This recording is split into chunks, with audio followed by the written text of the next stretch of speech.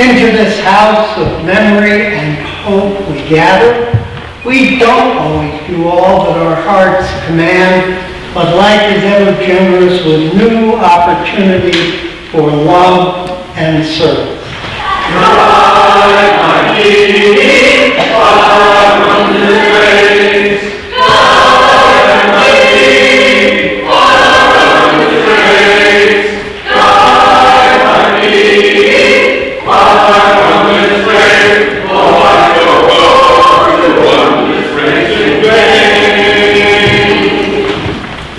Open to unexpected answers.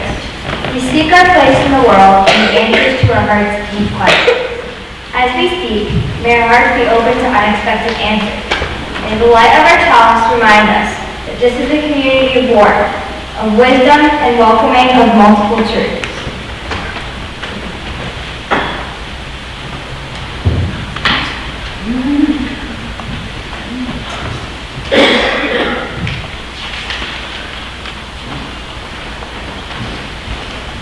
Do any of you know what holiday begins at sundown tonight? Yes. Hanukkah. The holiday of Hanukkah begins at sundown tonight, and I want to talk a little bit about it today. Who knows what this is right here? Someone else? A menorah. Exactly right. Now, menorah fits large into the story of Hanukkah, and I'll tell you briefly why. 2,000 years ago,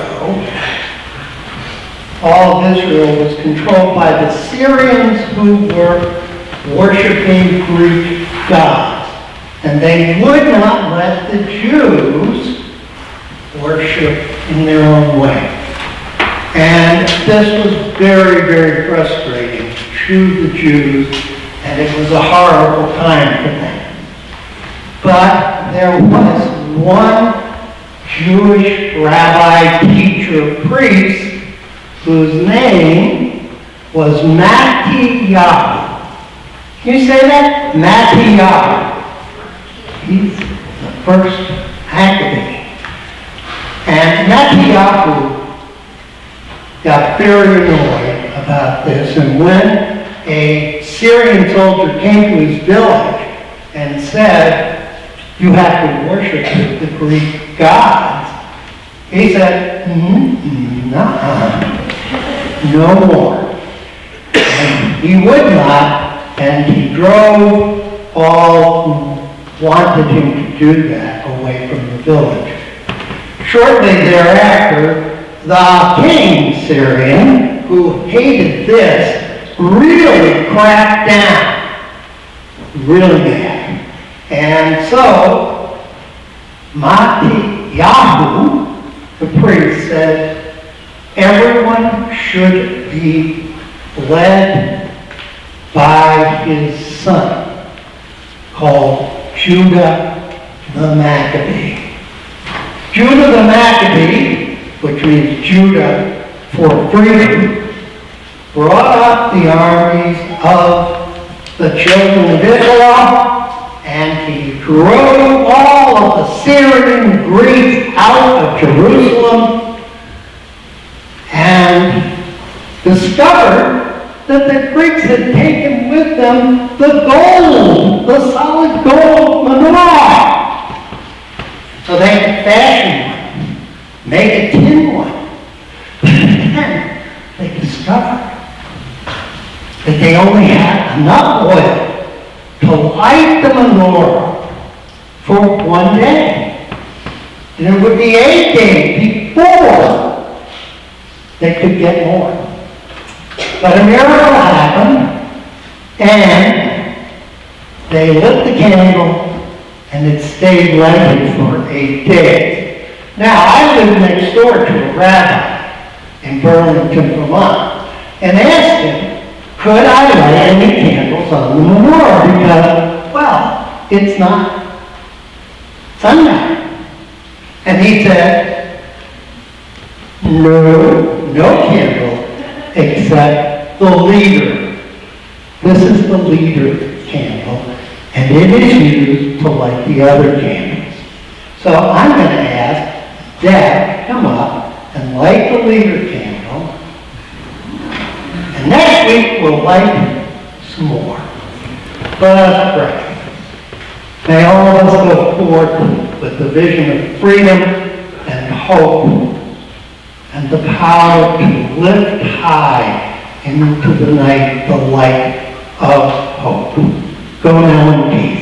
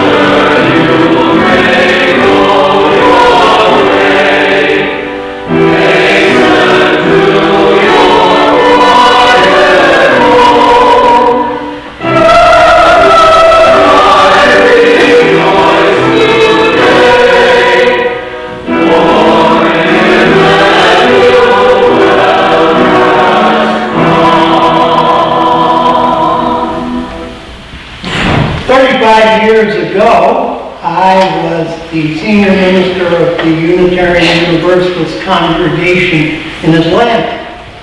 And on November 10th, 1984, there began a huge cold spell in Georgia. And my furnace was condemned. I didn't think I'd ever really need a furnace in Georgia. But I was very worried. I thought, no problem, I'll find the best deal on a furnace replacement because I shouldn't have any difficulty at all. And by the time I found the cheapest vendor, I was desperate. It had gotten cold. And then, when the installation was delayed, I became despondent. Just before Thanksgiving, the promised day arrived, and it's a good thing because the weather had gone nasty with sleet.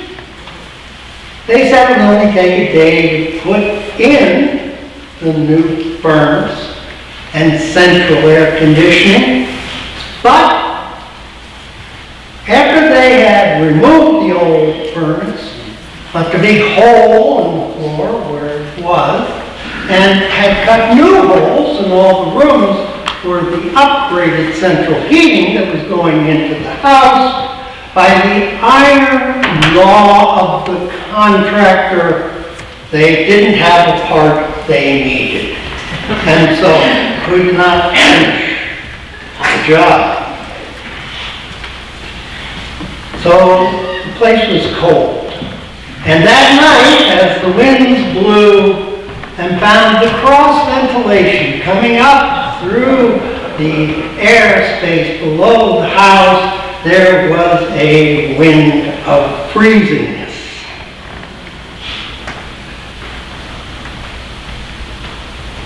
Well, that evening, I learned something about cold and the desire to be warm. Work was completed the next day with a flick of a thermostat, something we're all familiar with. Everything got cozy. I sensed that evening the satisfaction of our ancient forebears when in the frigid darkness of winter, they longed for heat. In the warm glow, I began to think about the holidays that come in winter, about the miraculous light of Hanukkah, the warmth of the creatures in Bethlehem, and I realized the longing for warmth and light found in each of these stories, it's more than a symbolic battle against the cold. It's really a cosmic battle, symbolizes the cosmic battle between good and evil. It is also a concrete hope that in the culmination of the struggle will result enough light to see and enough warmth to be comfortable, if only for a while. As you heard, when I was talking to the children about 2,100 years ago, that's what the Hebrew people had to face up. So it is that today the Hanukkah candles are kindled and an additional light each night in memory of a time when people struggled so hard in darkness that they were desperate even for the smallest light.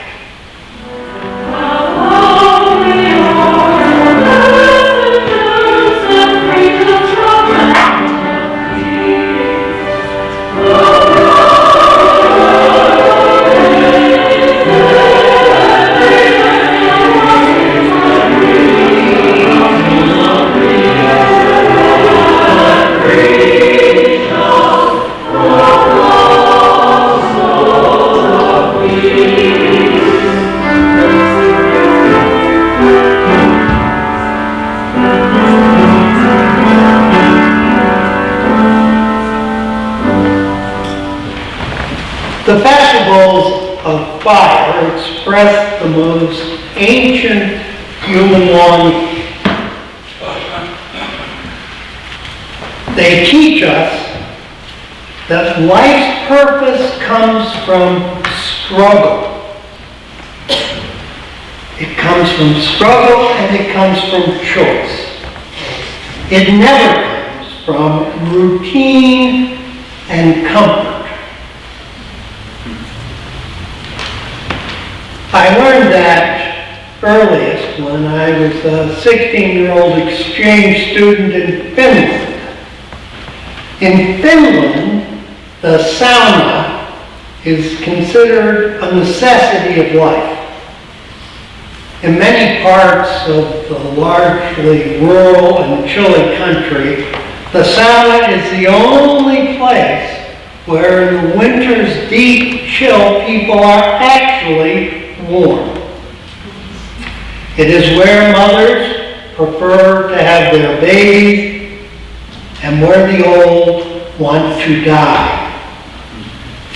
When I lived in urban Helsinki, I learned that even hospitals have saunas because they are still a place of choice for bathing, birthing, and dying.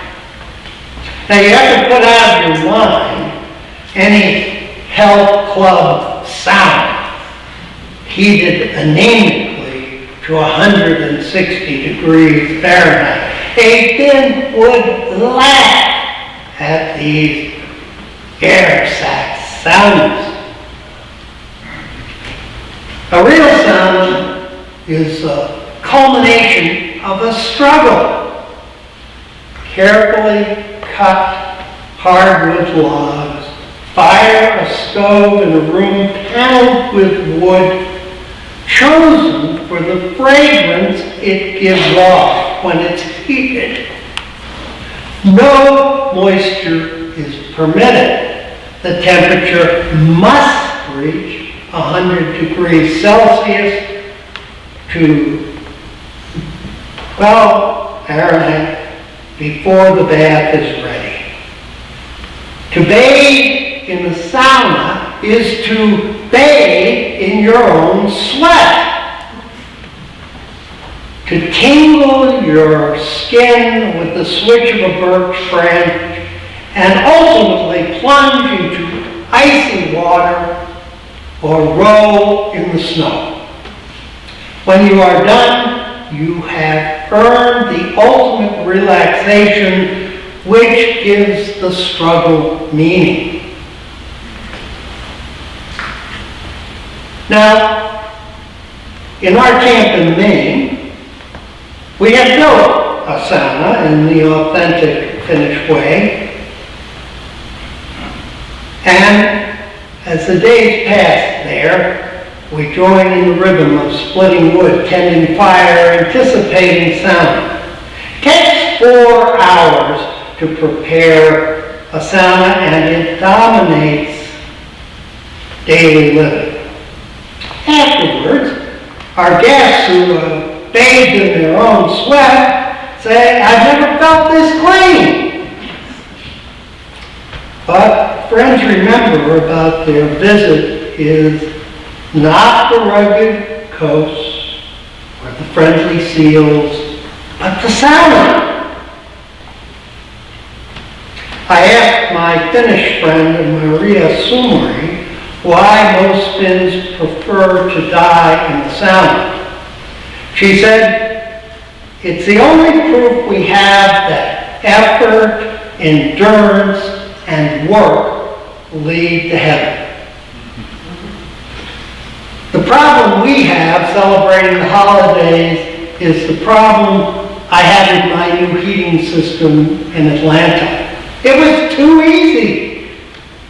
As I wrote this section of the sermon about the sauna, I got cold and turned up the thermostat at our home in Burlington, Vermont. And with a flick of the wrist, the heat poured forth. Was I grateful? I was not. I was critical, noticing how the flow was misdirected, how long it took to heat the room, and how much it was costing. It's the same with the holidays. They are too easy, too routine, too expected. We have all heard sermons about holiday depression and how to survive the merry days. Sweet Sir is now going to give you one way to celebrate them successfully. And it is simply this: struggle.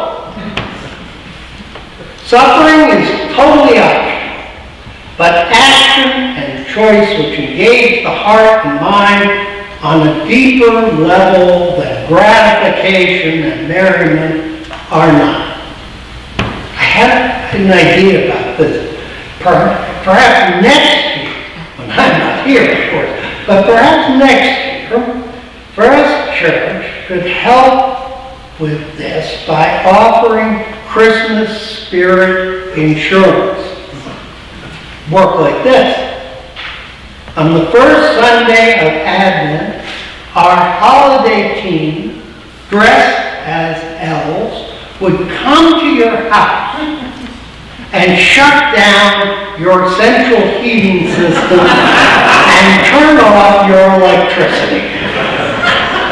They would take all the toys, adult and children variety, and they would leave you with a kerosene heater, a lantern, and a dreidel. Then on Christmas Eve, they would bring everything back. It might be the merriest Christmas ever. Think of the money you would save. An amusing idea, but it does not quite go deep enough. Just as the relaxation of a good sauna wears off, a restless desire for activity follows it. So a festival largely about ourselves seems hollow in the end, because as all the holiday stories tell us, meaning, appreciation, and celebration come from wrestling not with the self alone, but with the great dilemmas of our time. It is true now, and it was true in the days when Caesar Augustus decreed over the world people should go to their places of birth and be taxed.